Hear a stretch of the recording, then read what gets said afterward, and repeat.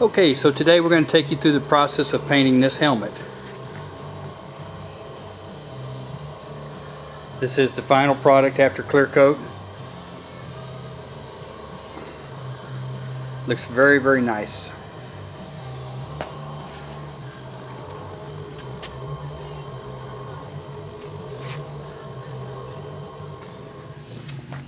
Okay, so what we've got the helmet where it's still in brand new shape. So what I'm going to do here is take a red Scotch-Brite pad and I'm just going to scuff this. Now at this point you can still put graphics over this black paint and then clear coat, it'll be just fine. I like to go in here and just repaint it black. That way I can get rid of the little numbers, the things on here that you know, not really necessary. Okay, we're getting ready to spray and turn my spray booth.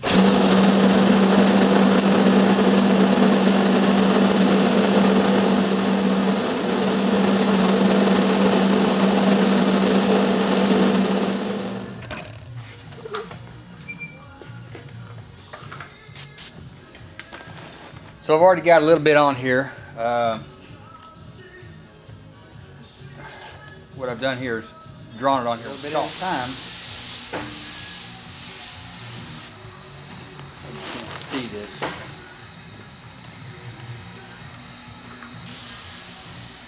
Alright, so what I'm doing now is I'm painting the letters on the front, trying to make them look like chrome beveled edges. A masking that I cut on my computer to make the letters perfect.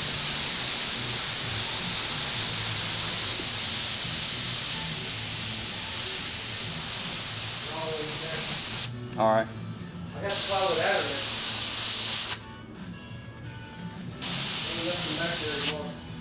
there. Okay, good. Thank you.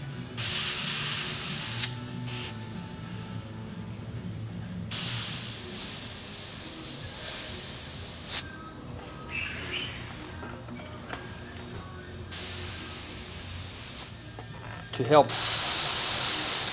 educate and also it's kind of cool to see your project actually being made. To me, I think it's just it's something that people don't get. You know,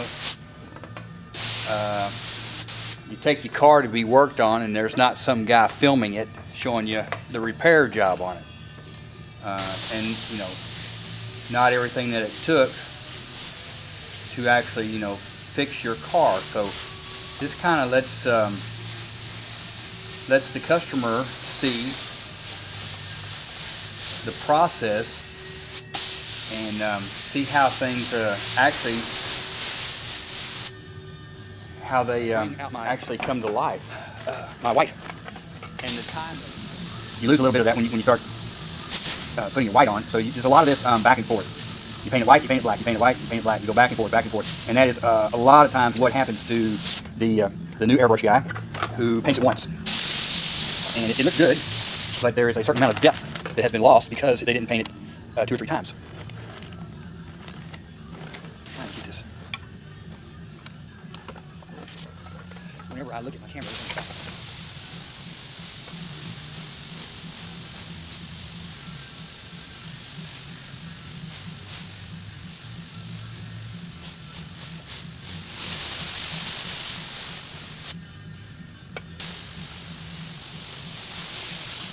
highlights in my shadows.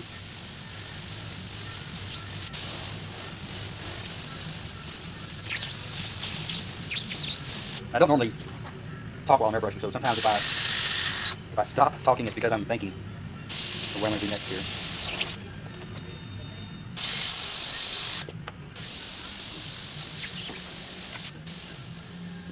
Okay, this part, what I'm going to do is I'm going to add cobalt blue candy over my white.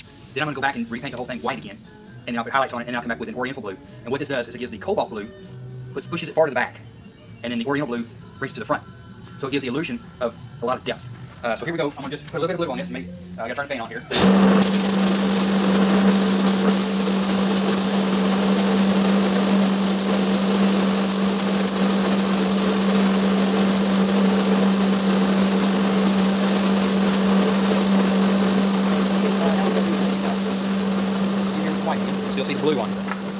want to randomly pick areas, and we want to try to not follow the same pattern of the other blue.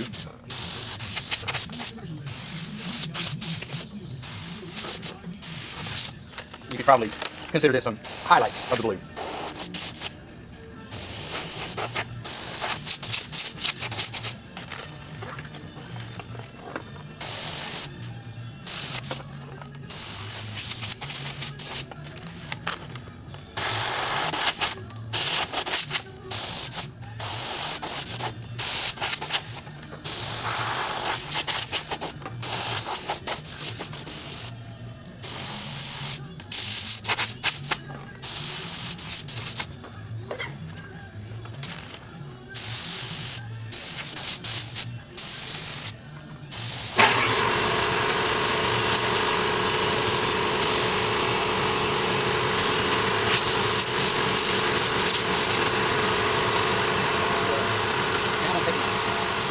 White.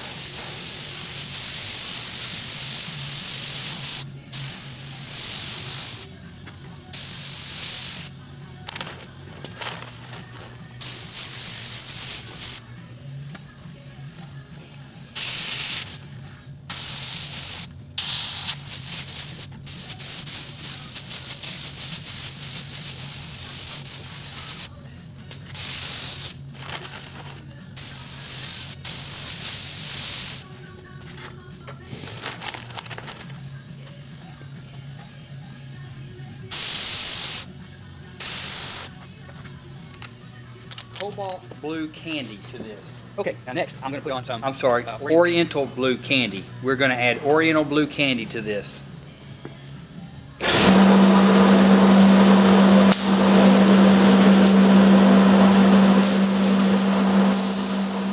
Okay, so what we've got our 2 layers of blue, the 2 different color blues, and it gives a dark and light effect.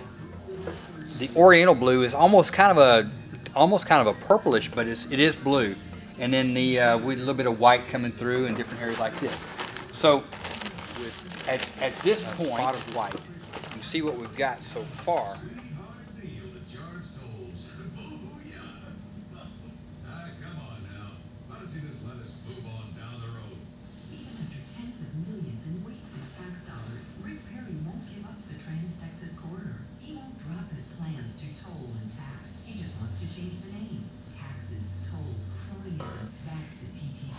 What's going to happen is that this white, although it's pretty well pronounced on here now, when I add the clear coat to it, that white will actually turn a little light blue because of the blue candy that I've got all over the helmet, and it just adds to the effect. Okay, so here's the finished product. Here it's fixing to put some clear coat on it. It's going to look really cool. So next thing you'll see is the helmet finish with clear coat.